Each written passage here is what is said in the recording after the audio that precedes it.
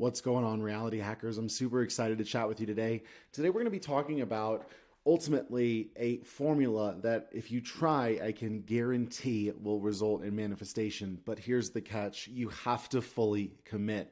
That's the one thing that I think isn't talked about enough in the manifestation community is that we have to commit fully to a new state. You know, Neville mentions many times throughout the power of awareness that ultimately, to the degree in which something is true for us, completely true, where it has crowded all other ideas out of consciousness, to that degree, the manifestation occurs. So today, I'm going to share with you 6 different points that ultimately will guarantee your manifestation. So the first point here, as I hand over my handy dandy whiteboard, ultimately understanding that the world is an echo, right? Neville talks about this a lot, but what does it mean for the world to be an echo?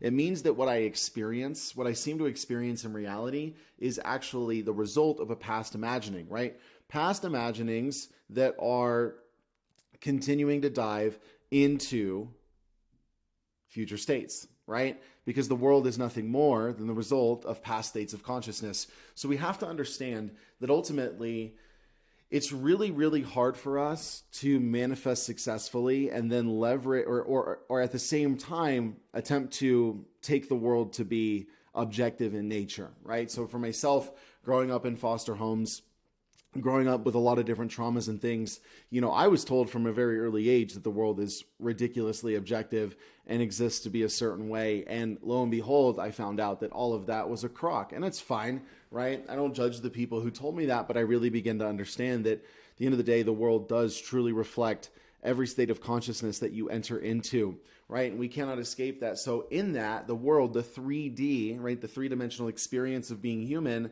it is the result of past imaginings. It's an echo, right? As we move into the second point here, something that's really, really important, okay?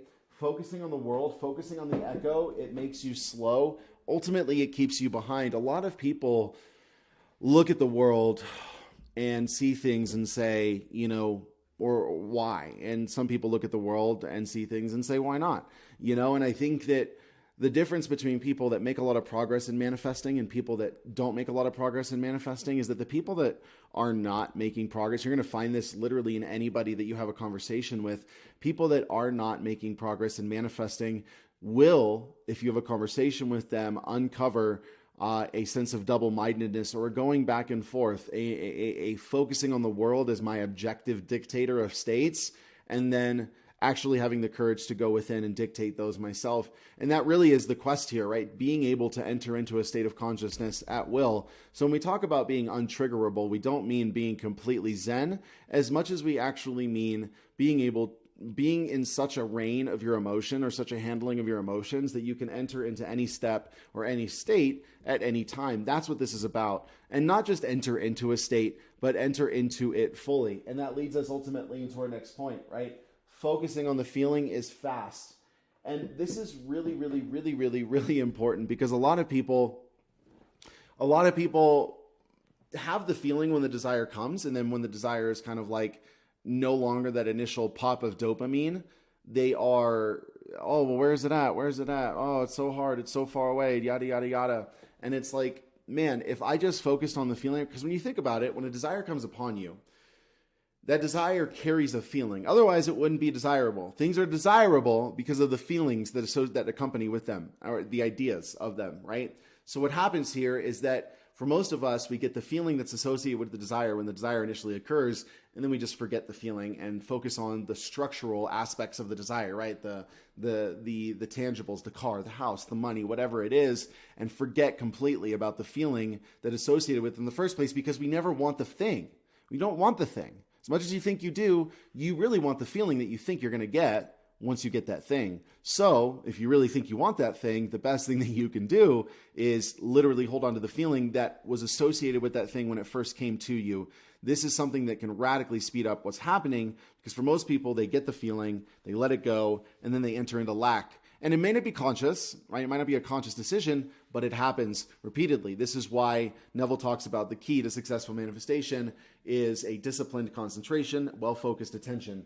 Really, really, really, really important that we're able to control the direction of imagination and intention if we're actually going to be moving into new states of consciousness. Because you don't have to visualize something to enter into a new state. Visualization may be for you, it may not be for you, but with the association of thoughts, beliefs, and feelings, we enter into new states. It is always happening. And that's the craziest thing about this. Like, manifesting is not something that you're learning how to do. It's something that, in one context, yes, it is, but it's something you've been doing your entire life. So what we really want to dissect is the process that has already been happening, so we can take what is going on and modify it accordingly, right?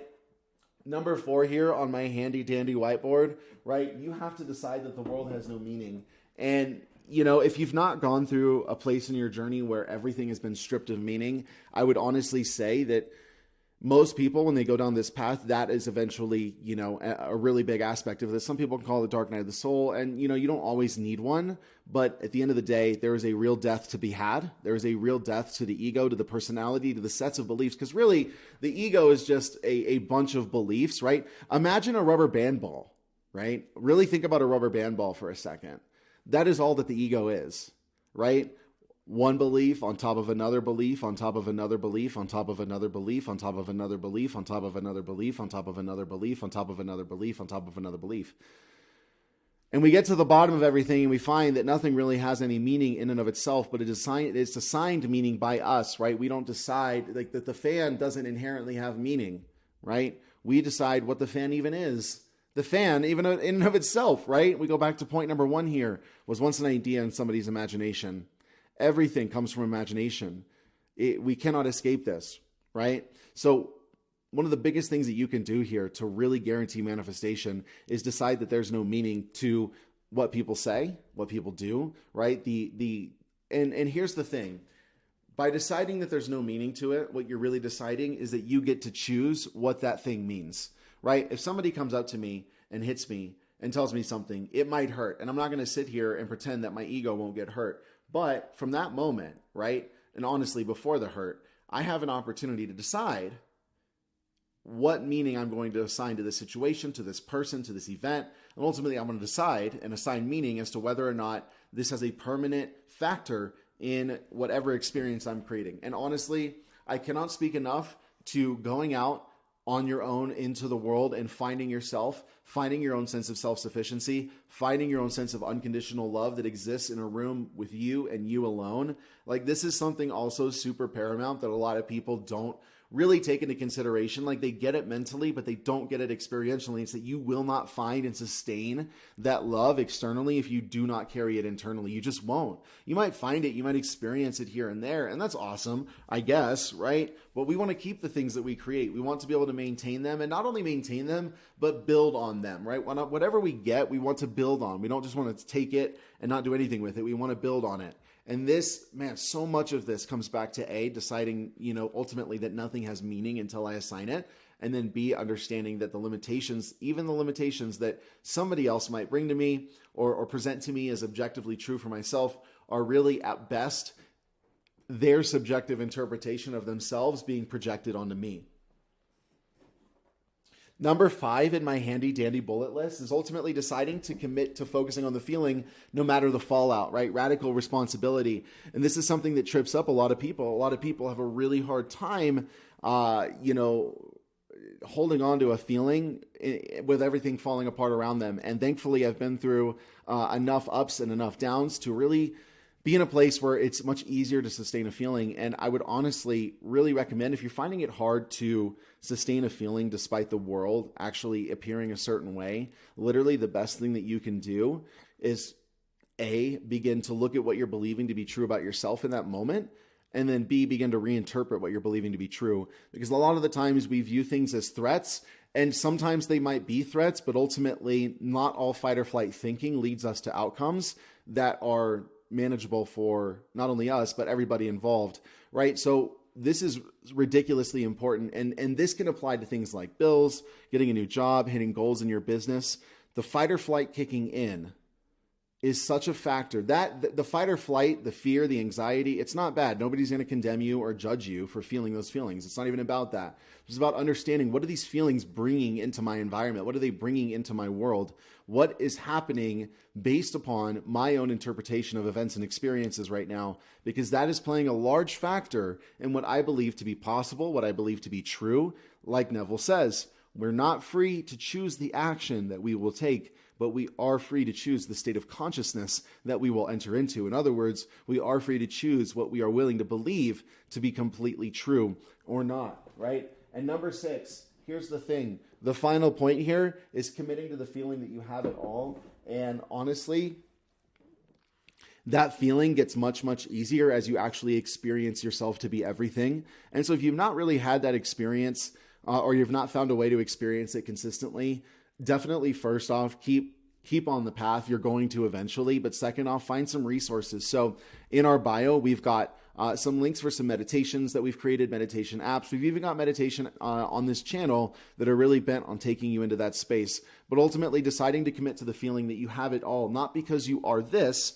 right? But because you are the totality of the universe experiencing itself subjectively, or as Neville says, your wonderful human imagination. That's exactly what you are. You are your wonderful human imagination. And the body identity that you wear, that is what you think you are. That is what I am thinks you are, only for a short while. But I am here to tell you that that is not who you are. This limited identity is actually a manifestation of a much fuller being that you are, from which this entire universe capitulates and comes into being from. That being said, we've reached the end of our video today, and I guarantee you, if you commit to these things, you will absolutely, and I'm not talking committing to them by